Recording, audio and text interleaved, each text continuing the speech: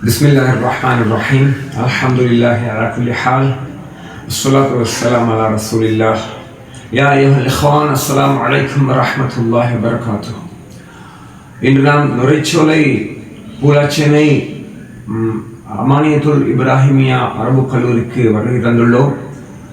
இங்கே அதிபராக கடமையாற்றிக் கொண்டிருக்கும் மாண்புமிகு மௌலானா மௌலவி MIM முபாரக் ரசூலி அவர்களிடம் அண்மையில் எம்மை விட்டு பிரிந்த எங்களது அகில இலங்கை மக்கள் காங்கிரஸ் கட்சியின் தேசிய தலைவரும் முன்னாள் அமைச்சருமான அல்ஹாஜ் ரிஷாத் பதியுதீன் அவர்களது அருமை தந்தையார் மர்ஹூம் பதியுதீன் ஹாஜியார் அவர்களை பற்றிய நினைவு கூறல்கள் என்ற தலைப்பிலே எங்களது மௌலானா மௌலவி முபாரக் ரசூலி அவர்களை நாம் சந்தித்திருக்கின்றோம். அஸ்ஸலாமு அலைக்கும் வரஹ்மத்துல்லாஹி. வலைக்கும் அஸ்ஸலாம் வரஹ்மத்துல்லாஹி வபரகாத்துஹு. அமைச்சர் அவர்களுடைய தந்தையார் தொடர்பான உங்களது அனுபவங்களை நாங்கள் எதிர்பார்க்கிறோம். ஏனென்றால் இந்த சமுதாயத்துக்கு அவர்கள் செய்த பங்களிப்பில் மிக உயர்ந்த பங்களிப்பு என்னவென்றால், ஒரு பெருமகனை அதாவது ஒரு தர்ம குணமுள்ள ஒரு நேர்மையான சிந்தனை உள்ள ஒரு அரசியல் தலைமைத்துவத்தை எங்களுக்கு கிடைக்க காரணமாக அல்லாஹ்விடமிருந்து பெற்றுத்தந்த ஒரு பெருந்தகை.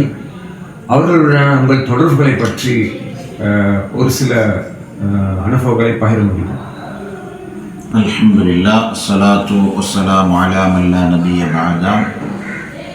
நன்றி மாத்தளை கமால் பிரபலமான பாடகர் அவர்களே, இந்த சந்தர்ப்பத்தையும் வாய்ப்பையும் உண்டாக்கி தந்தமைக்காக வேண்டி முன்னாள் அமைச்சர் அல்ஹாஜ் ரிஷாத் பதியுதீன் அவருடைய தந்தையை பற்றி நிறைய அறிந்தவன் என்ற வகையில் இந்த வாய்ப்பை நீங்கள் பயன்படுத்த நம்முடைய கல்லூரிக்கு வருகை தந்தமைக்காக உங்களுக்கு நாங்கள் விசேடமான நன்றியை தெரிவிப்பதோடு அந்த வாய்ப்பை ஏற்படுத்தி தந்தமைக்காகவும் நாங்கள் நன்றி கூறிக்கொள்கின்றோம்.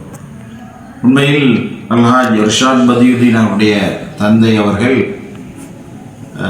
மிக இளம் வயதாக நான் இருக்கின்ற பொழுதே அவர்களுடைய வீட்டுக்கு அருகாமையில் உள்ள பள்ளிவாசலின் மஸ்ஜிதின் இமாமாக நான் கடமையாற்றுகின்ற ஒரு வாய்ப்பு கிடைத்தது.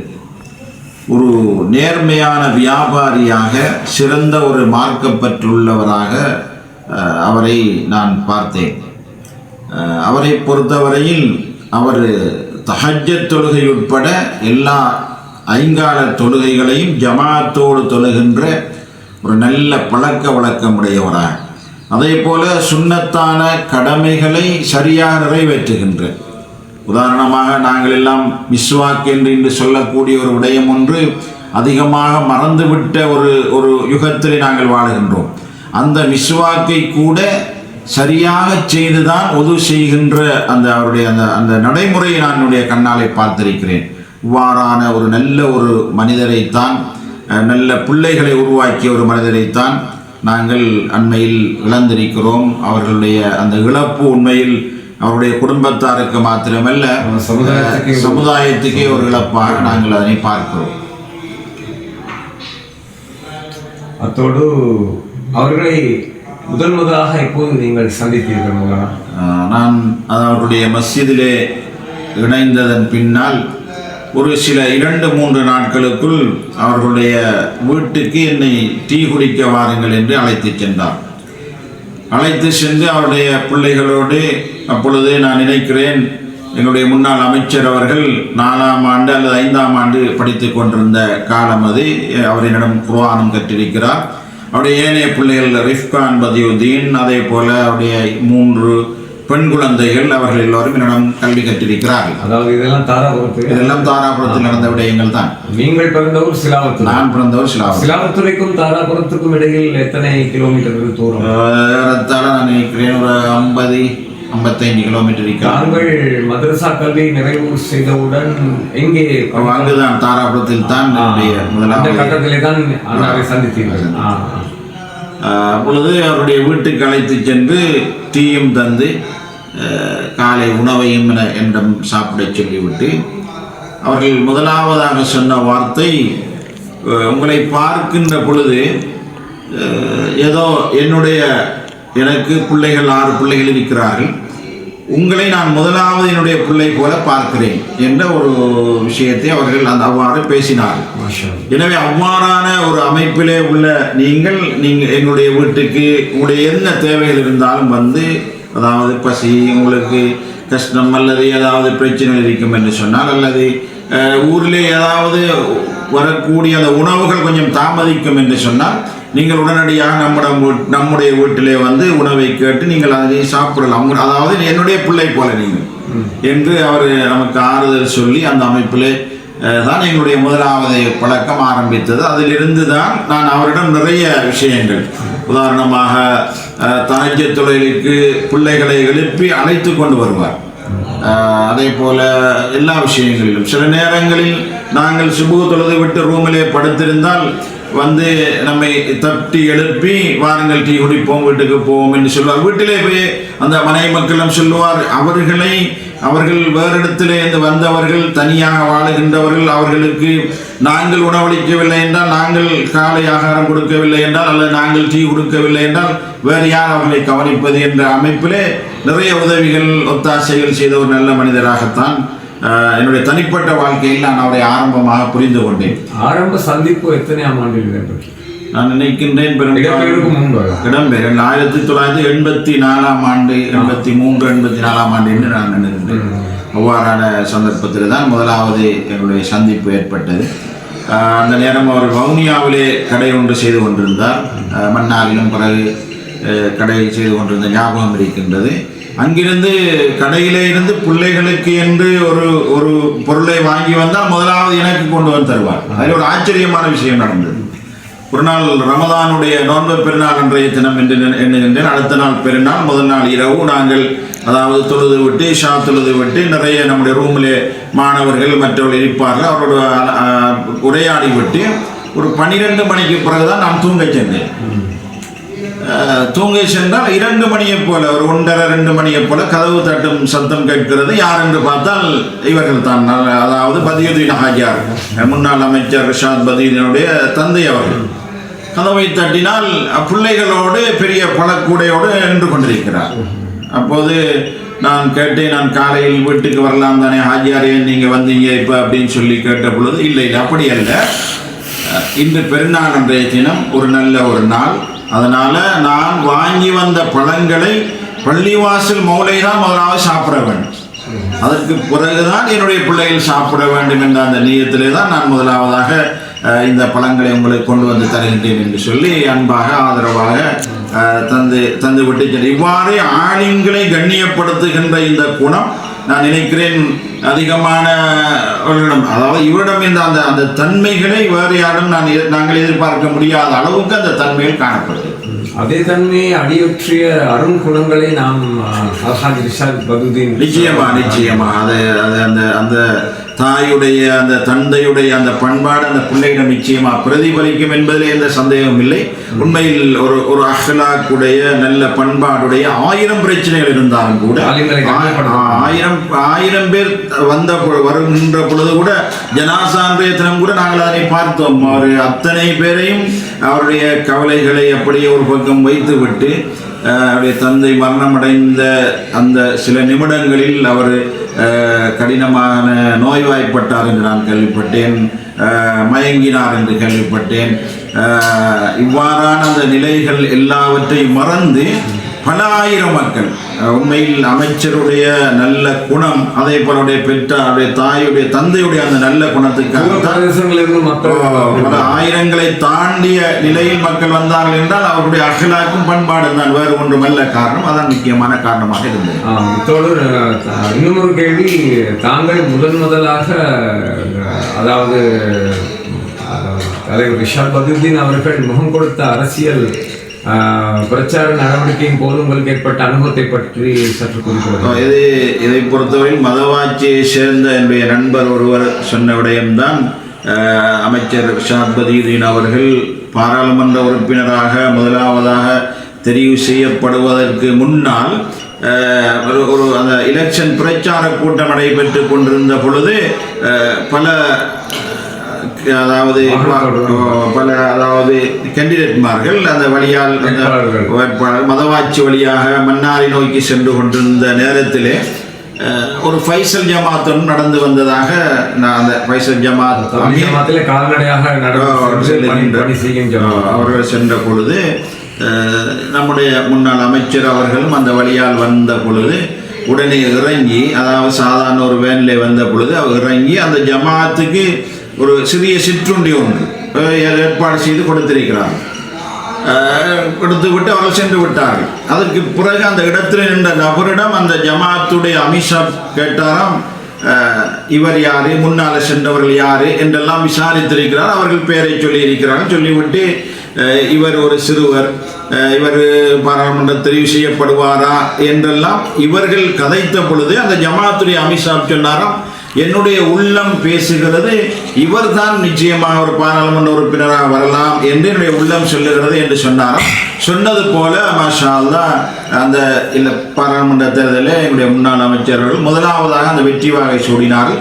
இவ்வாறு நல்ல மனிதர்களுடைய உள்ளங்களை கவர்ந்த செயல்பாடுகள் தான் அவருடைய அந்த வெற்றிக்கும் அவருடைய இந்த வெற்றிகரமான நடைமுறைக்கும் அவருடைய இந்த முன்னேற்றத்துக்கும் அல்லாஹ் தஆலா காரணமாக இவைகளை அமைத்து வைத்திருக்கிறார். அமைச்சர் மட்டுமல்லாது அவரது சகோதரர்களும் கூட ஏழை மக்களின் ஏழை பங்காளர்களாக திகழ்வதை நிச்சயமாக ஒரு தந்தை என்ற வகையிலே அவர் கொடுத்த பயிற்சி எத்தகையது என்று தாங்கள் கருதுகிறீர்கள்?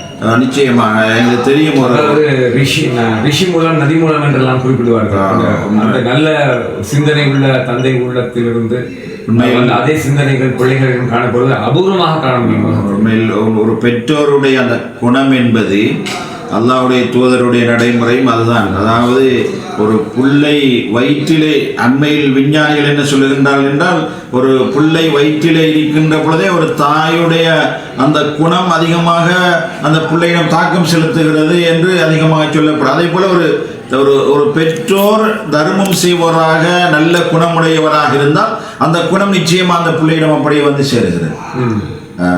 அதுதான் நான் அமைச்சர் அவர்களை சந்திக்கின்ற பொழுது கூட நான் சொல்லுகின்ற விஷயம், உங்களுக்கு அல்லாஹ் பட்டம் பதவிகளை தருகின்றான் என்றால் உங்களுடைய முயற்சி மாத்திரமல்ல, உங்களுடைய தந்தையுடைய உங்களுடைய தாயுடைய நல்ல அஹ்லாக்கான தன்மைகள் தான் நிச்சயமாக அந்த தன்மை அந்த நிலையை உங்களுக்கு உருவாக்கி தந்திருக்கிறது என்று நான் பலமுறை சொல்லியது உண்டு. எனவே அவ்வாறான அந்த அஹ்லாக்கான தன்மைகள், அடுத்த மனிதன் நல்லா இருக்க வேண்டும், வாழ வேண்டும் என்ற தன்மைகள், இது போலதான் அல்ஹாஜ் இர்ஷாத் பதீனுடைய தந்தை பதியுதீன் ஹாஜியார் அவர்கள் பலமுறை எனக்கு கோல் எடுத்திருக்கிறார். பலமுறை கோல் எடுத்து மௌலவி மதரசா பிள்ளைகள் என்ன சாப்பிட்டார்கள், என்ன அவங்களுக்கு பிரச்சனை இருக்கிறது, மகனிடம் சொன்னீர்களா, நீங்கள் எதை சொன்னாலும் அவர் செய்வார் அல்லவா என்று சொல்லுகின்ற அளவு, நீங்கள் கேட்டால் எதையும் அவர்கள் ஏதாவது உங்களுக்கு பிரச்சனை இருக்கும் என்றால் மகனிடம் சொல்லுங்கள் என்று சொல்லுகின்ற அளவுக்கு அவர் அந்த பிள்ளைகள் மீது அந்த இரக்க குணமுடையவராக இருந்தார். அதே போலதான் என்னுடைய அமைச்சர் அவர்களும் நாங்கள் எந்த விடயத்தை சொன்னாலும் மதரசாவுடைய பௌதீக வளங்களை நமக்கு செய்து தருவதிலே மிகப்பெரிய பங்காற்றி இருக்கிறார்கள். எனவே அவ்வாறான விடயங்களை நாங்கள் நன்றியறிதலோடு பார்க்க வேண்டும். அதனால தான் நான் மாத்திரமல்ல, நம்முடைய சமூகம் உண்மையில் இந்த முறையெல்லாம் எவ்வளவோ அவருக்கு எதிரான அமைச்சர் இர்ஷாத் பதீன் அவர்களுக்கு எதிரான அமைப்புகள், பிரச்சனைகள், பிரச்சாரங்கள் இருந்த பொழுது கூட மக்கள் அவரை மறக்கவில்லை. மக்கள் அவரோடு தான் இருந்தார், மறக்கவும் முடியாத அவ்வாறு தான் இருந்தார். உண்மையில் அந்த தந்தையுடைய அந்த குணம் தான், அந்த அஹ்லாக் தான் உண்மையில் அவரை தாக்கம் செலுத்தி அவர் ஒரு பொதுப்பணி செய்கின்ற ஒரு மனிதராக அவரை மாற்றி இருப்பது தந்தையுடைய அந்த நல்ல குணமும் நல்ல அஹ்லாக்கும். அதே குணம் அவரிடம் இருக்கிறது. அதை அந்த அளவு அவருடைய நல்ல பண்பாடுகள் அவரிடம் இருப்பதை நாங்கள் அதிகமாக பார்த்தோம். ஒரு விடயத்தை நான் ஞாபகப்படுத்த வேண்டும். அமைச்சரோடு பற்றி வருகின்ற பொழுது ஒரு முறை அவர் கடந்த காலங்களிலே உலமாக்களுக்கு குர்ஆன் ஓதி கொடுக்கின்ற ஒரு 500 உலமாக்களுக்கு சிறிய சம்பளம் ஒன்றை வழங்கி கொண்டிருந்தார். அவர் மீள்குடியேற்ற அமைச்சராக இருக்கின்ற பொழுது அவ்வாறு ஒரு நாள் அதற்கு ஒரு மத்திய குழுவை வைத்திருந்தார். அந்த மத்திய குழுவிலே நானும் இருந்தேன், அங்கே தவிர நானும் இருந்தேன். ஒரு 10-20 உலமாக்களை கொண்ட மத்திய குழு மாதாந்தம் கொடுப்பன அடுத்தால 2-3 வருடம் அது நடைபெற்றது. அவ்வாறான கூட்டம் ஒன்று நடைபெற்று விட்டு எந்த ஒரு முஸ்லிம் அரசியல் கட்சி தலைவரும் செய்யவும் முடியாது, செய்யவும் இயலாது. அந்த அளவு அதை ஒரு வகையிலே பல்வேறு கஷ்டங்களை தாங்கி அந்த சாதாரணமாக பள்ளிவாசல்களிலே மதரசாக்களிலே கடமை புரியக்கூடிய ஆலிம் பெருந்தகைகள் உலமா பெருந்தகைகளுக்கு சம்பளங்கள் போதாது. அந்த வகையில அதாவது பெரிய அற்ப சம்பளத்தை கொடுத்து விட்டு நிறைய வேலை எதிர்பார்ப்பார்கள், ஒத்துழைமைகளாக வைத்துக் கொண்டிருப்பார்கள். அதோடு கண்ணியமான குர்ஆனை சுமந்து கொண்டிருக்கக்கூடிய ஹாபில்களை ஆலிம்களை சில பள்ளிவாசல்களில் மலசலக்கூடம் கழுவுவதற்கும் நியமிப்பது கேவலமான நடைமுறையை நாம் பார்க்கிறோம். இந்த மாதிரி நடைமுறைகளை மாற்றி இவர்களுக்கு, அதாவது நபி ஸல்லல்லாஹு அலைஹி வஸல்லம் அவர்கள் அருளினார்கள், நபிமார்கள் அதாவது உலமாக்கள் நபிமார்கள் வாரிசுகள், அந்த வாரிசுகளுக்கு கொடுக்கக்கூடிய கண்ணியத்தை மறந்து அதை புறக்கணித்து உலமாக்களை கிழிக்கிறைகளாக இரண்டாம் தர பிரதிகளாக நடத்தக்கூடிய நிர்வாக சபை அங்கத்தினர்களுக்கு தாங்கள் என்ன சொல்ல விரும்புகிறீர்கள்? உண்மையில் உலமாக்கள் என்பவர்கள் நபிமார்களுடைய வாரிசுகள். உண்மையில் அவர்களை கண்ணியப்படுத்தி மரியாதைப்படுத்தி நடத்துவதன் மூலமாகத்தான் அல்லாஹு தஆலா நமக்கு ஒரு கண்ணியத்தையும் மரியாதையும் செய்வான்.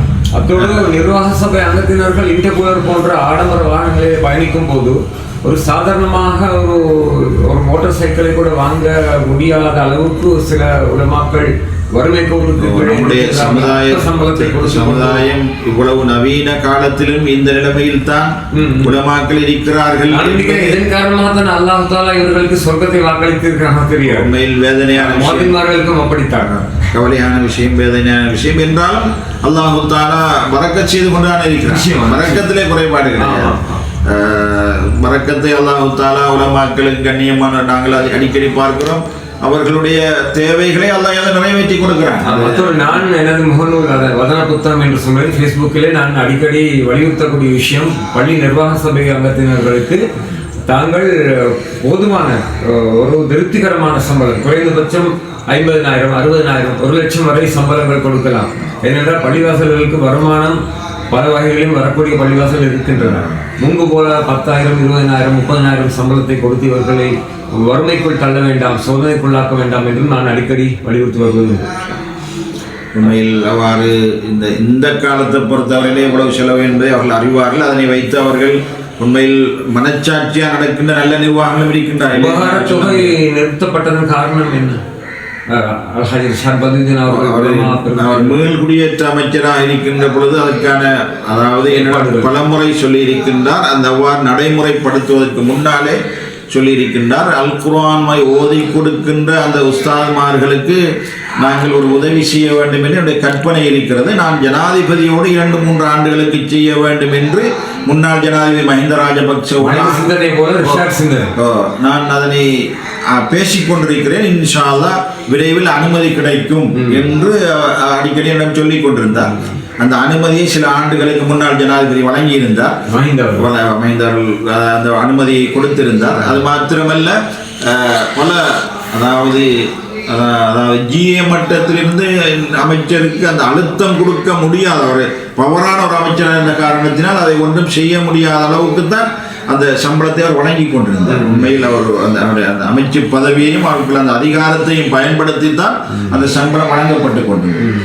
இப்பொழுது நான் சொல்ல வந்த விஷயம் என்னவென்றால், அவ்வாறு நாங்கள் அந்த மத்திய குழு கூட்டம் நடைபெற்று வெளியாக வந்து நாங்கள் எல்லாம் கலைந்து வருகின்ற நேரம் அமைச்சர்கள் தன்னுடைய வாகனத்தில் ஏறினார்.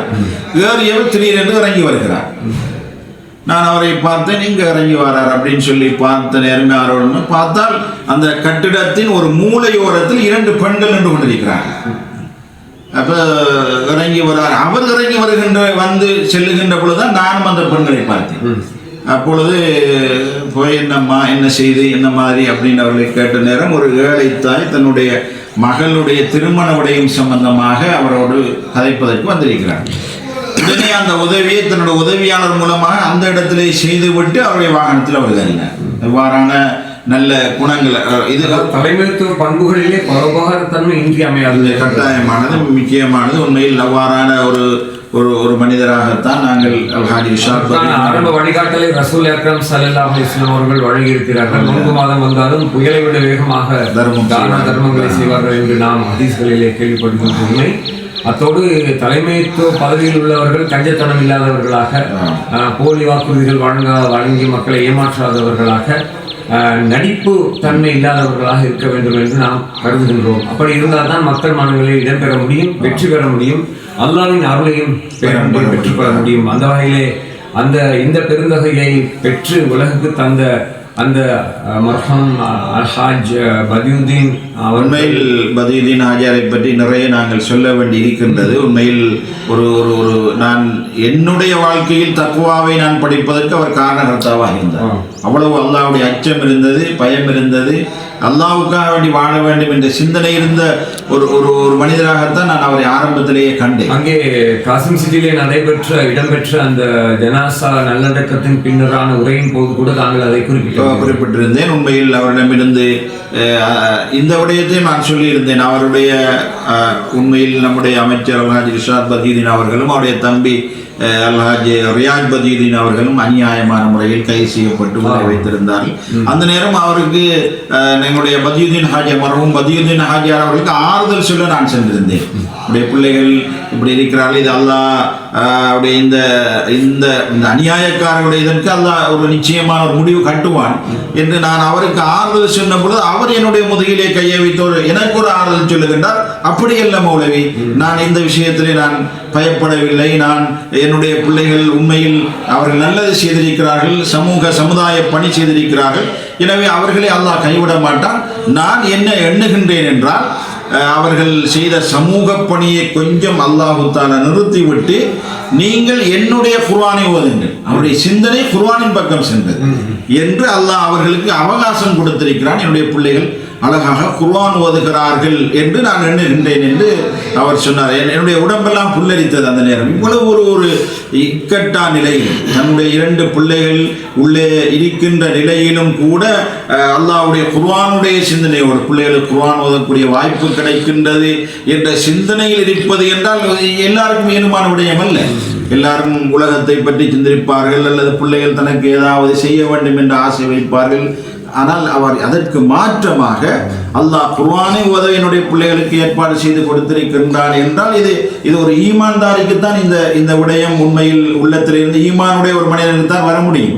எனவே அவருடைய ஈமானுடைய அந்த உறுதியை அந்த நிலையிலும் நான் அவரை பார்த்தேன். உண்மையில் இமாம்களுடைய வரலாறுகளை பார்க்கின்ற பொழுது அவர்களுடைய நிறைய கிரந்தங்கள் எல்லாம் சிறையிலே வைத்து தான் எழுதியிருக்கின்றார்கள். அநியாயமாக இப்படி நிறைய இமாம்கள், நிறைய அஹ்மது பின் ஹம்பல் ரஹ்மத்துல்லாஹ் போன்றவர்கள், அதே போல ஷாஃபி, இமாம் அபூ ஹனீஃபா, எல்லா இமாமுடைய வரலாறுகளையும் பார்க்கிறோம். கஷ்டத்தோடு சிறைகளிலே இருந்து தான் அவர்களுக்கு நிறைய ஞானங்கள் உதித்ததையும் நாங்கள் செம்மல்களாகத்தான் வரலாற்றை நாங்கள் பார்க்க. நிறைய இமாம்களுடைய வரலாறுகள், சிலர் சிறையிலேயே அவருடைய வாழ்க்கை சென்றிருக்கிறது. ஆனால் செய்து குதுப் போன்றவர்களுடைய வாழ்க்கையும் அப்படித்தான், அவர் சிறையில தான் ஞானங்கள் பிறந்தது.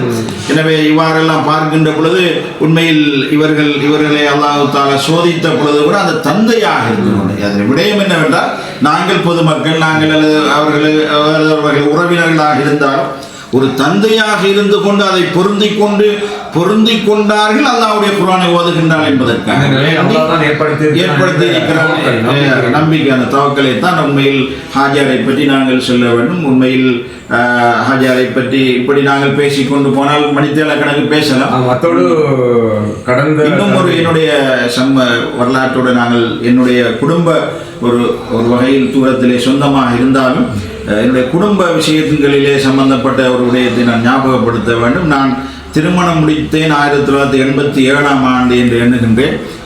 நான் திருமணத்துக்கு வெளியால் யாருக்கும் சொல்லவில்லை, ஊரிலே தான் முடித்தேன். அதனால் திருமணம் ஊரிலே தான் நடந்தது. ஆனால் ஹாஜியார் கேள்விப்பட்டவுடன் அவருடைய மனைவி, அவருடைய பிள்ளைகள், முன்னாள் அமைச்சர் அவர்கள் உட்பட எல்லா பிள்ளைகளையும் சேர்த்து ஒரு பிரசன்டேஷன் கொடுத்து எல்லோரையும் கூட்டி வீட்டுக்கு வந்து விட்டார். எங்கட மௌலிக கல்யாணம் அல்லவா அப்படின்னு சொல்லி தான் அவர் வந்தார். இன்னும் ஒன்று நான் நினைக்கின்றேன், இப்பொழுது எங்களுடைய அமைச்சருக்கு அவருடைய மற்றவர்களுக்கு தெரியாமல் இருக்கலாம். அதன் பிறகு எனக்கு முதலாவதாக ஆண் குழந்தை கிடைத்தது. அப்பொழுது ஆண் குழந்தை கிடைத்த நேரம் ஹாஜியாருக்கு செய்தி மன்னார் டவுன்ல வச்சு கிடைச்சிருக்கு. கிடைச்ச உடனே நான் நினைக்கிறேன் அந்த செய்தியை சொன்னாங்க. யாருடைய? 2ஆம் மகன் மௌலவி, அதே போல 3ஆம் மகன் மௌலவி. அதாவது இந்த நிகழ்ச்சியை வீடியோ அவர் மூலை தான் அமைச்சரோடு மிக நெருக்கமாக இப்பொழுது அவர்கள் நட்போடு இருக்கின்றார்கள். நான் தங்கப்பிள்ளை என்று அழைக்கிறேன். அப்படியான இல்லைன்னா அதாவது மரஹூம் யூசுப் என்று சொல்லி திடீர் அகால மரணமடைந்தார். அமைச்சர் அவர்களுடைய மச்சான் முறையானவர் தான் அவரும். 90ஆம் ஆண்டு அகால மரணமடைந்த யூசுஃபனுடைய நெருங்கிய நண்பராக இருந்தார். நான் தாராபுரம் பள்ளிவாசலில் இருக்கின்ற பொழுது அவர் உண்மையில் அவருக்கு அல்லாஹு தாலா மகஃபிரத்தையும் அவருடைய பாவ மன்னிப்பையும் அல்லாஹ் வழங்க வேண்டும் என்று பிரார்த்தனை செய்வதோடு அவர் சொல்லியிருக்கின்றார், நம்முடைய முபாரக் மூலைக்கு ஆம்பளை பிள்ளைகளை செய்யுது மாமா என்று எங்களுடைய பதியுதீன் ஹாஜியாரிடம் சொன்ன நேரத்திலேயே ஸ்லாவத்தில் பஸ் நின்றி அவர் அந்த பஸ்ஸில் ஏறிக்கொண்டு எங்களுடைய வீட்டுக்கு வந்து சொன்னார், உங்களுக்கு குழந்தை அடைஞ்சிக்கு நான் கேள்விப்பட்டேன், உடனே பார்த்துட்டு போவோம் என்று சொல்லி வந்தேன் என்று உடனே பிள்ளையை நான் கொடுத்த பொழுது அதை தூக்கி வைத்து துவா செய்து கொண்டு சந்தோஷமாக இருக்கிறது என்று சொல்லி போட்டு சின்ன பிரசன்டேஷன் கொடுத்து விட்டு சென்றார். இது மற்றவர்களுக்கு தெரியும் மாதிரியா நான் இன்றுதான் அதனை சொல்லுகின்றேன். அவ்வாறான ஒரு நன்றியுள்ள ஒரு மனிதன் நிறைய இருக்கிறது மாஷாஅல்லாஹ். இப்பொழுது கூட அன்று கூட ஜனாசாவை பிள்ளைகள் தான் குளிப்பாட்டினார்கள். அமைச்சர் ரிஷாத் பதியுதீன், ரியாஜ் பதியுதீன் அவர் ஓய்வாய்ப்பட்டிருந்த நேரத்திலே ஒரு தந்தைக்கு ஒரு இஸ்லாமிய மகனாக இருந்து ஆற்றக்கூடிய நிறைய பணிகள் இங்கே வருகின்ற நேரடியாக நான் அவருக்கு தொலைபேசி அழைப்புகள் எடுத்த போது சில நான் வாப்பாவின் சுடுமத்தில் இருக்கிறேன், மாத்தலை கமால் சற்று நேரம் கழித்து நீங்கள் என்னோட தொடர்பு கொள்ளுங்கள் என்றெல்லாம் சொல்லுவார். அதே போல பல சந்தர்ப்பங்களில் நான் ஒரு முறை நான் தாயிர் ஹாஜியார் தாயிர் ஹாஜியாருடைய ஜனாசா திருமண வீட்டுக்கு வந்த நேரம் கூட எங்களுடைய தந்தை அவர்கள் என்ன நிலைமை என்று கேட்டேன். சொன்னார்கள், நான் வரும்பொழுது தில்லையடி வீட்டிலே நான் வாப்பாவை விட்டு வந்திருக்கிறேன் என்று சொன்னார். உடனே நான் சாப்பிட்டு விட்டு நானும் என்னுடைய மனைவியும் அவருடைய வாப்பாவை பார்க்க சென்ற பொழுது அந்த நேரம் கொஞ்சம் நல்லா இருந்தார்கள், கதைத்தார்கள். பக்கத்திலே மிச்ச நேரமாக இருந்து நான் துவா செய்து கொண்டிருந்தேன். அதே போல அவரும் எனக்கு துவா செய்து கொண்டிருந்தார். அப்பொழுது ஓரளவு பேசிக் கொண்டிருந்தார். தப்லீக் ஜமாத்திலே கூடுதலாக பணியாற்றியவர் அதிகமாக 24 மணி நேரம் அதுதான் அவருடைய சிந்தனை. அதாவது மக்கள் ஹிதாயத்துக்கு வர வேண்டும், எல்லா மக்களும் தொழுகையாளிகளாக ஆக வேண்டும் என்ற அந்த சிந்தனை அவரிடம் காணப்பட்டது. அவ்வாறு நிறைய சிந்தனையுடையவராக இருந்தார். அதனால் நான் அமைச்சர் அவர்களை காணுகின்ற பொழுதெல்லாம் முதலாவது அவருடைய சுகத்தை கேட்டுவிட்டு அதை போன் எடுத்துக்கின்ற நேரமெல்லாம் வாப்பா எப்படி, வாப்பாவுடைய நிலைமை என்ன, கடைசியாக சொன்னார் வாப்பா கொஞ்சம் சோமன். அதாவது ஒரு 15 நாளைக்கு முன்னால் நம்முடைய மதுசாலை பட்டமளிப்புலா நடந்த பொழுது நான் கட்டாயம் வருவேன் என்றார். அதே போல வந்தார். நாம் சொல்லிய விரும்பிய நேரம் அளவு அவர் இருந்தார்.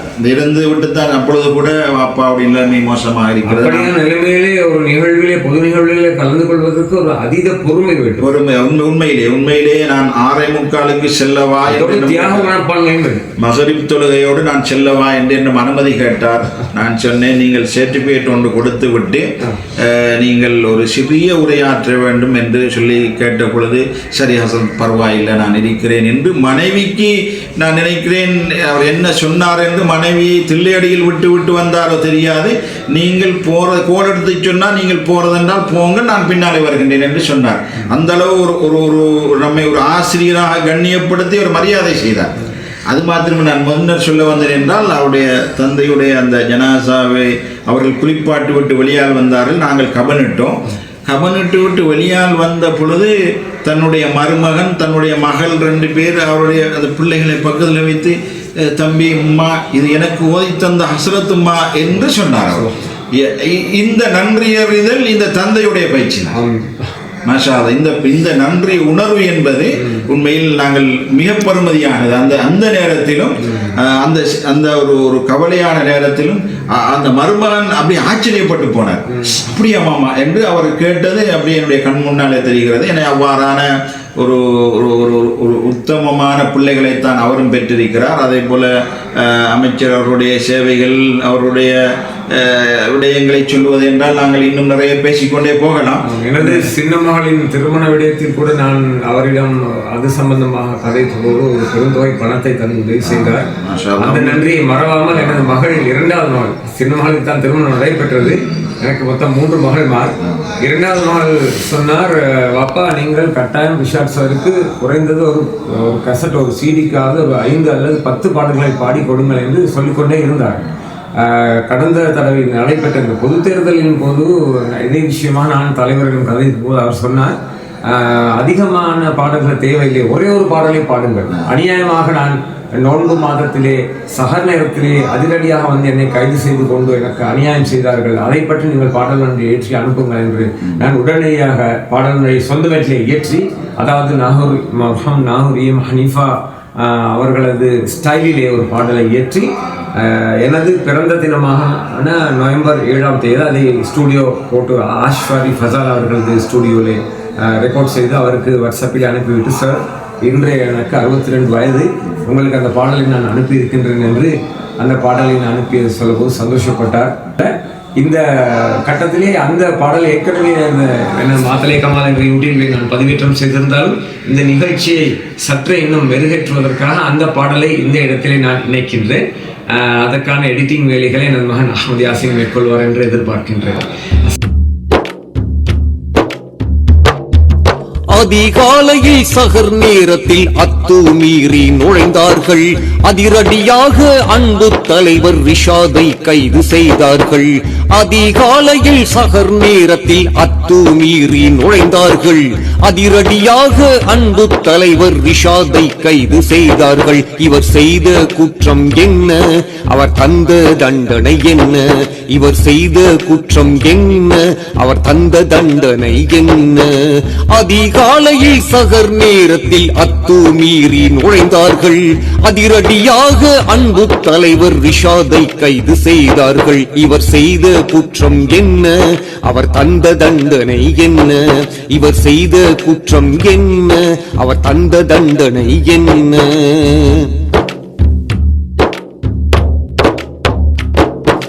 அன்று நடந்த கொடுமைகளை நாங்கள் மறக்கவில்லை. இன்று எண்ணி பார்த்தாலும் நெஞ்சம் பொறுக்குதில்லை. அன்று நடந்த கொடுமைகளை நாங்கள் மறக்கவில்லை. இன்று எண்ணி பார்த்தாலும் நெஞ்சம் பொறுக்குதில்லை. சிறையில் தள்ளி சித்திரவதைகள் செய்தது நியாயமா? வரைமுறை மீறி வன்கொடுமைகள் செய்தது யாரம்மா? வரைமுறை மீறி வன்கொடுமைகள் செய்தது யாரம்மா? அதிகாலையில் சஹர் நேரத்தில் அத்துமீறி நுழைந்தார்கள். அதிரடியாக அன்பு தலைவர் ரிஷாதை கைது செய்தார்கள். இவர் செய்த குற்றம் என்ன, அவர் தந்த தண்டனை என்ன?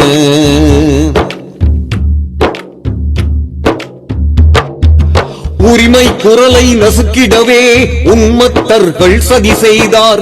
அருமை தலைவரின் குடும்பத்தையே அநீதியாக கைது செய்தார். உரிமை குரலை நசுக்கிடவே உம்மத்தர்கள் சதி செய்தார். அருமை தலைவரின் குடும்பத்தையே அநீதியாக கைது செய்தார். திட்டங்கள் தீட்டிய கொடியவர்கள் கேவலமாக தோற்றார். கேடு கெட்ட ஆட்சியாளர்கள் மக்களால் துரத்தப்பட்டார். மக்களால் துரத்தப்பட்டார். அதிகாலையில் சகர் நேரத்தில் அத்துமீறி நுழைந்தார்கள். அதிரடியாக அன்பு தலைவர் ரிஷாதை கைது செய்தார்கள். இவர் செய்த குற்றம் என்ன, அவர் தந்த தண்டனை என்ன?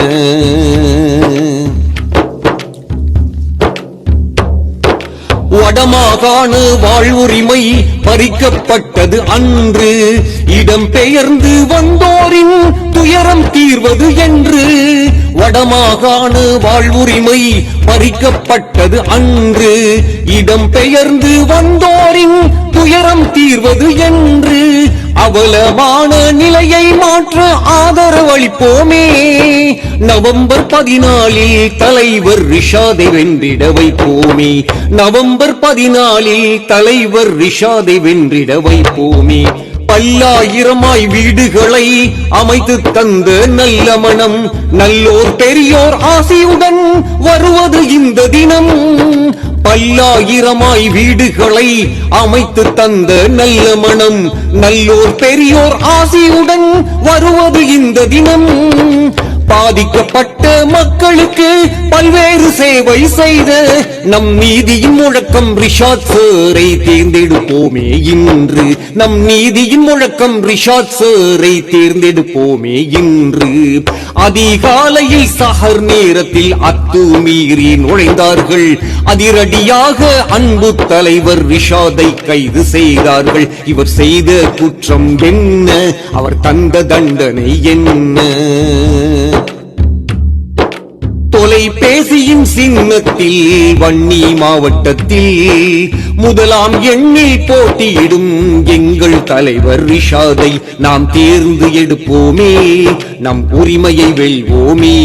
நன்றியுள்ள மக்கள் நாம் இணைந்தே வாக்களிப்போமே. தொலைபேசியின் சின்னத்தில் வன்னி மாவட்டத்தில் முதலாம் எண்ணில் போட்டியிடும் எங்கள் தலைவர் ரிஷாதை நாம் தேர்ந்து எடுப்போமே, நம் உரிமைகள் வெல்வோமே. நன்றியுள்ள மக்கள் நாம் இணைந்தே வாக்களிப்போமே, இணைந்தே வாக்களிப்போமே, இணைந்தே வாக்களிப்போமே. மகன் அஹ்மத் யாசின் மேற்கொள்வார் என்று எதிர்பார்க்கின்றேன். சரி மௌலானா, இறுதியாக தாங்கள் என்ன சொல்லுங்கள்? இறுதியாக இல்லை, இது ஒரு முன்மாதிரியான தந்தை, முன்மாதிரியான மக்கள் இதை பின்பற்றி ரசூல் அக்ரம் ஸல்லல்லாஹு அலைஹி வஸல்லம் அவர்கள் தாய் தகப்பனுக்குள்ள பணிவிடைகள் செய்ய விஷயமா ரசூல் அக்ரம் ஸல்லல்லாஹு அலைஹி வஸல்லம் அவர்கள் மிம்பரில் ஏறும்போது ஜிப்ரீல் அலைஹிஸ்ஸலாம் அவர்கள் 3 விஷயங்களை அந்த துஆக்கள் கேட்டார்கள். அதை உங்கள் மொழியிலே கொஞ்சம் சொல்லுங்கள் அந்த ஹதீஸை. உண்மையில் எல்லோருக்கும் படிப்பினைக்காக இந்த நிகழ்வின் நோக்கமே இதுதான். முஹம்மது ஸல்லல்லாஹு அலைஹி வஸல்லம் அவர்கள் அந்த ரமலானுடைய காலத்துக்கு முன்னால் மிம்பரில் ஏறுகின்ற பொழுது 3 படியிலும் ஆமீன் சொன்னார்கள். அதிலே ஒரு விடயம்தான், யார் தாய் தந்தையர்களை முதிர்ந்த வயதிலே அவர்களை பராமரிக்காமல் கைவிட்டு விடுகின்றார்களோ அவர்களுக்கு நாசம் உண்டாகட்டும் என்ற ஜிப்ரீல் அலைஹிஸ்ஸலாத்து தலைவருடைய அந்த பதுவாவுக்கு ஆமீன் சொன்னதாக சொன்னார். உண்மையில் இந்த இடத்தில் அமைச்சர் ஷாபதி தினியோடைய தந்தையை நாங்கள் ஒப்பிட்டு பார்க்கின்ற பொழுது, ஏனைய பிள்ளைகளை ஒப்பிட்டு பார்க்கின்ற பொழுது ஒரு தந்தையாக அவருடைய பணியை செய்திருப்பதை நான் நேரடியாக கண்டேன். ஏனென்றால் இப்பொழுதும் அமைச்சர் பல கூட்டத்தில் அதனை சொல்லுவார், நான் என்னுடைய தந்தை தஹஜ்ஜத்துக்கு எங்களை எழுப்பி கொண்டு சொல்லுவார், நான் ஏன் பொய் சொல்ல வேண்டும். சிலர் அவரை பற்றி பழி சுமத்துகின்ற பொழுது சொல்லுவார், என்னுடைய தந்தை நல்ல பழக்கங்களை எனக்கு படித்து தந்தார். பல இக்கட்டான சந்தர்ப்பங்களிலே கூட நான் முகம் கொடுத்த அவரிடம் கதைத்த போது கூட அவரிடம் இருக்கின்ற அந்த தைரிய உணர்வை நான் என்னுடைய தந்தையை குர்ஆன் ஓதாமலே எங்களை தூங்க விட மாட்டேன். சுபுகை தொழுது விட்டு நாங்கள் குர்ஆன் ஓத வேண்டும் என்று சொல்லி எங்களுக்கு கட்டாயமான விடயங்களை சொல்லி தந்திருக்கிறார். நேர்மை என்றால் என்ன, உண்மை என்றால் என்ன என்றெல்லாம் என்னுடைய தந்தை எங்களுக்கு பயிற்சி. உண்மையில் அவ்வாறான ஒரு தந்தையாக வாழ்ந்திருக்கிறார். உண்மையில் இன்றைய தந்தையர்களுக்கு ஒரு பொருத்தமான ஒரு அமைப்புள்ள ஒரு வாழ்க்கையுடைய தந்தையாக அவர் வாழ்ந்து காட்டியிருக்கிறார். அதே போல தன்னுடைய பிள்ளைகளை படிக்க வைத்திருக்கிறார். உண்மையில் ஒரு பட்டதாரியாக நான் நினைக்கின்றேன் மொரட்டுவ யூனிவர்சிட்டியிலே அவர் தன்னுடைய அந்த பட்டப்படிப்பை மேற்கொண்டார். உண்மையில் அதிலேயும் எனக்கு இன்னொரு விடயம் ஞாபகம் வருகின்றது. அந்த பட்டப்படிப்பை அவர் நிறைவு செய்து வருகின்ற ட்ரைனிங் எடுக்கின்ற தரம் நான் சிலாமம் பள்ளிவாசலிலே கடமை செய்து கொண்டிருந்தேன். அந்த நேரம் என்னுடைய வீட்டுக்கு தான் முதலாக வந்தார். மௌலவி, நான் ரூம் ஒன்று கிடைக்கும் வரைக்கும் உங்களோடு நான் தாராளமாக இருக்கலாம், நம்முடைய பெரிய வீடு இருக்கிறது, நல்ல தாராளமாக வருகின்ற. நான் நினைக்கின்றேன் 25 வயது மட்டும் இருக்கலாம். திருமணம் முடிக்கவில்லை. திருமணம் முடித்ததிலும் வரலாறு இருக்கிறது. என்னென்றால் அமீன் மௌலவியுடைய நண்பருடைய மகள் அந்த அவருடைய மனைவி அமீன் மகளிடம் மோதி இருக்கலாம். அதே போல அமைச்சரே வாழக்கூடிய சிலாவத்துறை பிறப்பினமாக கொண்ட மூத்த சகோதரர் தான் அந்த திருமணத்தை நன்று நடத்தி வைத்தவர் என்று நான் எண்ணுகின்றேன். இதே உங்களது மூத்த சகோதரர் அமீன் மௌலவி தான் அவர்கள் எனக்கு 2வது திருமணத்தை நடத்தி வைத்தவர். 2வது திருமணத்தை நான், அதாவது முஸ்லிம் ஒருவரால் வஞ்சிக்கப்பட்டு கைவிடப்பட்ட நிலையிலே ஒரு இந்து பெண்ணை இஸ்லாமிய மார்க்கத்தை தழுவ வைத்து கலிமாவை சொல்லி கொடுத்து எனக்கு மனமுடித்து தந்தவர் அவர்கள் கொஞ்சம் சுகமில்லாமல் பிரார்த்திக்குமாறு இவருடைய ரிஷாத்பதியுடைய தந்தை அவர்களை மச்சான் என்று தான் கூப்பிடுவார். அதே போல ரிஷாத்பதியும் மருமகன் என்று அழைப்பார். அவர் நேரடியாக அந்த முறை சொல்லித்தான் அவர்கள் கூப்பிட்டுக் கொள்வார். இவ்வாறு அவர்கள் ஒரு தந்தையாக அவர்களுடைய பணியை செய்தார்கள்.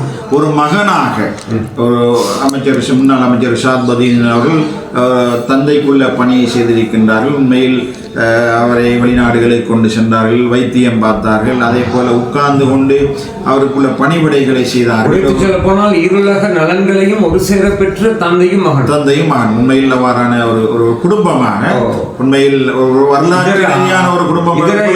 அவர்களது இதர பிள்ளைகளையும் நாம் குறைத்து மதிப்பிடக்கூடாது. அவர்களும் தங்களால் அத்தனை பங்களிப்பு. உண்மையா ரியாக்தீனை பொறுத்தவரையில் உண்மையில் அவர் எல்லோரோடும் மரியாதை செய்ய, அதே போல ரிஃப்கான் எல்லோரும் என்னோட கல்வி கற்றவர்கள். அந்த வகையில் நான் ஒரு சந்தோஷப்படுகிறேன். உண்மையில் மாணவர்கள் இன்னும் ஒரு சம்பவத்தை இந்த ஞாபகம் வருகிறது. நான் நினைக்கின்றேன் கல்முனையிலே ஒரு முறை ஒரு 10-15 வருடங்களுக்கு முன்னால் அமைச்சராக இருக்கின்ற பொழுது அவரை தொழுவிக்க விட்டார்கள். அவர் அழகான முறையில் தொழுவித்தார். தொழுவித்து முடிந்ததன் பின்னால் ஒருவர் கேட்டால், இவ்வளவு அழகாக குர்ஆன் ஓதுகின்றீர்கள், தக்பீர் சொல்லுகின்றீர்கள் என்றால் உங்களுக்கு அதுக்கான காரணம் என்ன என்று கேட்டபொழுது அவர் சொன்னார், எனக்கு ஓதி தந்த ஹஸரத் அழகான முறையில் ஓதி தந்தார் என்று ஒரு காரணத்தை சொன்னார். உண்மையில் நான் அந்த பெயர் சொல்லாவிட்டாலும் ஓதி தந்த ஹஸரத் நல்லா ஓதி தந்தார் என்று சொன்னார். தான் பெற்ற இவ்வளவு வேலைப்பழுக்கள் இதுகள் இருந்தாலும் கூட ஒரு உள்ளங்களை கவருகின்ற வகையில் நான் அன்று தாராபுரம் சியாம் ஆசிரியருடைய ஜனாசாவிலே கலந்து கொண்டு இரவு ஒரு 10 மணி வரைக்கும் நாங்கள் அந்த ஜனாசாவிலே முடித்து விட்டு வருகின்ற பொழுது அவர் ஓதிய குர்ஆன் மதரசா முன்னால் இருக்கிறது. அது அப்படி இருக்கின்றது.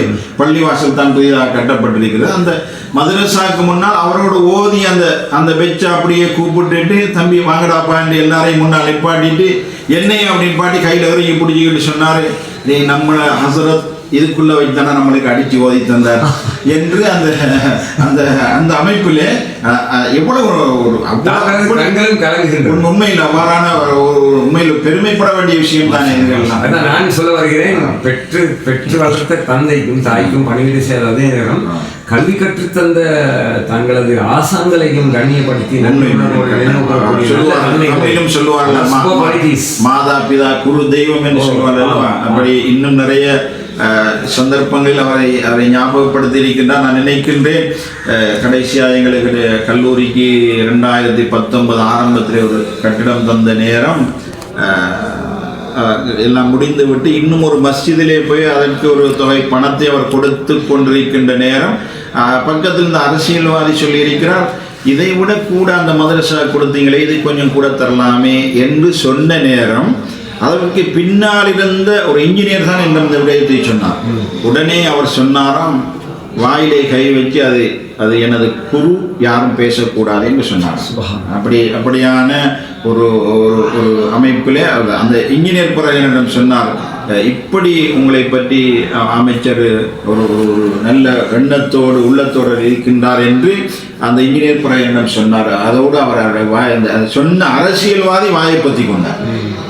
இருந்தவர்கள் கூட எல்லோரும் வாய்ப்பத்தி கொண்டார் என்று சொல்லி இவ்வாறான ஒரு நல்ல, நானும் உண்மையில் அவருக்காக அவருடைய தந்தைக்காக நாங்கள் துஆ செய்ய வேண்டும். உண்மையில் ஒரு அபார நல்ல குணமுள்ள அந்த தந்தையாக அவர்கள் மரணமடைந்திருக்கிறார். உண்மையில் உள்ளமெல்லாம் அவர் இன்னும் சில காலம் இருந்தால் அவருடைய பிள்ளைகளும் நன்மை அடைந்திருப்பார்கள், நாங்கள் நன்மை அடைந்திருக்கலாம் என்று எண்ணுகின்ற அளவுக்குத்தான் அவருடைய தந்தையுடைய வாழ்க்கை அமைந்திருந்தது. அந்த நிகழ்வை தாங்கள் குறிப்பிட்டீர்கள், அந்த நிகழ்வு புகைப்படங்களாக எடுக்கப்பட்டதா? எந்த நிகழ்வு? முன்னால் மாணவர்களை கூப்பிட்டெடுத்து நான் போதிய மதரசா இல்லை, அது அப்படி இல்லை. நான் நினைக்கின்றேன் சியாம் ஆசிரியருடைய ஜனாசாவை அந்த கல்வி பணிப்பாளர் இந்த ஒரு சியாம் ஆசிரியர் அதை முடித்து விட்டு வருகின்ற நேரம் இங்கே பள்ளி பெரிதாக கட்டி இருக்கின்றார்கள். பழைய ஓதிய மதரசா அப்படி இருக்கின்றது. அது வேற மதரசாவின் புகைப்படம் ஒன்றை உங்களுக்கு எடுக்கலாம். நான் நினைக்கின்றேன் நிகழ்விலே காணொலி தானே, அந்த மதரசாவின் வெள்ளப்படம் ஒன்றை நான் எடுத்து தரலாம். நாங்கள் தாராபுரத்திலே நமக்கு தெரிந்தவர்கள் இருக்கின்றார்கள், இன்ஷா அல்லாஹ் எடுத்து தரலாம். அதில் முன்னாலே நிப்பாட்டி கொண்டு எனது நண்பராக இருந்த ஒருவருடைய கையையும் பக்கத்திலே பிடித்து கொண்டு அவர் ஓதியவர் இன்னொரு 5-6-7 பிள்ளைகள் இருந்தார்கள், அவர்களையும் கொண்டாக வைத்து கொண்டு நமக்கு ஹஸரத் அடிச்சு ஓதி தந்த இடம்டாப்பா அப்படின்னு சொல்லி அந்த அமைப்பாக அவர் பேசியதை தான் நான் அதில் ஞாபகப்படுத்தினேன். எனவே அவருடைய தந்தை அவர்கள் அல்லாஹு தஆலா இவ்வாறு பெருமதியான இந்த சமூகத்துக்கு நல்ல விடயங்களை செய்திருக்கின்ற சமூக பற்றுள்ள பிள்ளைகளை இந்த சமுதாயத்துக்கு தந்த அந்த மரபும் அப்படியான அந்த தந்தைக்கு அல்லாஹு தஆலா அவருடைய கபரை விசாலமாக்க வேண்டும், அவருடைய கபரிலே ஒளியை அல்லாஹ் உண்டாக்க வேண்டும். அவருடைய இந்த பிள்ளைகளுடைய அத்தனை விடயங்களும் நன்மைகளும் அவருக்கு நிச்சயமாக போய் சேரும். அதே போல எங்களுடைய துஆக்கள் அவருக்கு சென்றடைய வேண்டும். அல்லாஹு தஆலாவுடைய கபரை ஒளிமயமானதாக ஆக்க வேண்டும். கபரிலே அல்லாஹு தஆலா ஒளியான பிரகாசமான வாழ்க்கையை அல்லாஹு தஆலா கொடுக்க வேண்டும். அவருடைய நிம்மதியை அல்லாஹு தஆலா கபரிலே நிம்மதியான வாழ்க்கையை புது மாப்பிள்ளை போன்று இருக்கின்ற அந்த வாழ்க்கை அல்லாஹு தஆலா கொடுக்க வேண்டும்.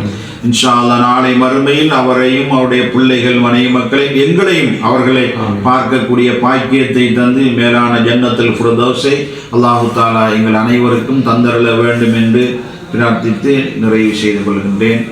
ஆமீன். வாஹிரு தஅவானா அல்ஹம்துலில்லாஹ். மாஷா அல்லாஹ். இதுவரை நாங்கள் அதாவது கல்பிட்டி பிரதேச சபைக்கு உட்பட்ட நுரைச்சோலை அண்மித்த ஊராட்சியிலே நுரைச்சோலையிலே அமைந்துள்ள அமானியத்துல் இப்ராஹிமியா அரபு கல்லூரிக்கு வருகை தந்து கண்ணியமிக்க எங்கள் மௌலானா மௌலவி எம்ஐஎம் முபாரக் ரசூலி அவர்களது நேர்காணலை இங்கே நடத்தியிருக்கிறோம். இந்த நிகழ்வை பார்க்கும் அனைவருக்கும் மாத்தளை கமாலாகிய எனது வேண்டுகோள், நீங்கள் உங்கள் தந்தைக்கு தாய்க்கு பணிவிடை செய்யக்கூடிய நல்ல பிள்ளைகளாக உருவாகி வாருங்கள். நான் நேற்றைய தினம் கல்பிட்டி வரை சென்று முதலைப்பாளி சென்று நுரைச்சோலையில் வந்து வஹாப் ஹாஜியார் அவர்களது பலமான உபசரிப்பில் அங்கே தங்கியிருக்கால இங்கே வந்தபோது ஹசரத் அவர்கள் அவர்களது மேலான பெருமதியான நேரத்தை எனக்கு ஒதுக்கி தந்து கிட்டத்தட்ட அரை மணி நேரம் தாண்டும் அளவுக்கு இங்கே இந்த நேர்காணலை எங்களுக்கு வழங்கினார்கள். அவர்களுக்கு அல்லாஹ் ஆஃபியத்தை கொடுப்பானாக. அவர்களதும் எங்களது மதிப்புக்குரிய எம்ஐஎம் அமீன் மௌலானா அவர்களுக்கும் ஆரோக்கியத்தையும் ஆயுள் நீடிப்பையும் அல்லாஹ் வழங்குவானாக. இந்த நிகழ்வுக்கு காரணமாக அமைந்த மர்ஹம் பத்யுத்தீன் ஹாஜியார் அவர்களது பாவங்களை மன்னித்து அவர்களது பிள்ளைகளையும் ஹஜ்ரத் அவர்கள் சொன்னது போல் அவர்களையும் எங்களையும் கபூல் செய்வானாக.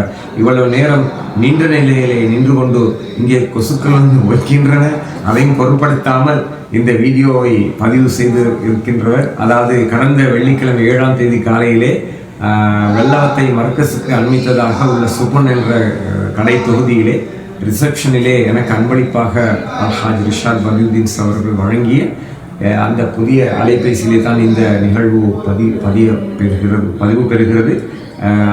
அத்தோடு அனைவரும் எங்களுக்காக பிரார்த்திக்குமாறு வேண்டி எதிர்வரும் ரமலான் மாதத்தை கண்ணியப்படுத்தக்கூடிய நல்ல பிள்ளைகளாக நாம் ஆவோம். அத்தனை பேரும் அல்லாஹ்வின் பக்கம் திரும்புவோம். வீணான விளையாட்டுகளில் ஈடுபடாமல் நாம் சீர்திருந்தி நல்ல முறையிலே இந்த நோன்பு, அதாவது ரசூல் அக்ரம் ஸல்லல்லாஹு அலைஹி வஸல்லம் அவர்கள் அந்த ஒரு ஜிப்ரீல் அலைஹிஸ்ஸலாம் அவர்களது ஒரு பதுவாவுக்கு ஆமீன் சொன்னார்கள். அடுத்த பதுவா என்னவென்றால் ரமலான் மாதம் அமைய பெற்றும் அந்த மாதத்தை கொண்டு திருந்தி அல்லாஹ்வின் பக்கம் திரும்பாதவர்களுக்கும் நாசமுண்டாகட்டும் என்ற பதுவா இருக்கின்றது. அதற்கு நபிமார்களின் தலைவராகிய ரசூல் அக்ரம் ஸல்லல்லாஹு அலைஹி வஸல்லம் அவர்கள் ஆமீன் சொன்னார்களாகவே கவனமாக இருப்போம், நாங்களாக இருப்போம் என்பதை கூறி விடைபெறுகிறேன். வாய்ப்பளித்த அல்லாஹ் தஆலாவுக்கு எல்லா புகழும், அல்ஹம்துலில்லாஹ்.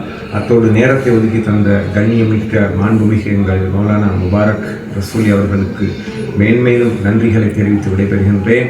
வீடியோ பண்ணிய எனது அன்பு தம்பி, அதாவது தம்பி என்று சொல்கிறோ முஷர்ரஃப் அவர்களுக்கும், அதாவது ஹஜரத் அவர்களது அருமை மைந்தர் ஹாஃபில் மௌலூத் அவர்களுக்கும் நன்றி தெரிவித்து உங்கள் அனைவருக்கும் நன்றி தெரிவித்து விடைபெறுகிறோம். இன்ஷா அல்லாஹ் இதே போன்று இன்னும் பல நேர்காணல்களை கண்டு பதிவேற்றம் செய்ய நாடியவனாக உங்கள் மத்தியிலிருந்து விடைபெறும் நான் உங்கள் அன்பின் மக்கள் கலைஞர் மாத்தளை கமால். அஸ்ஸலாம்.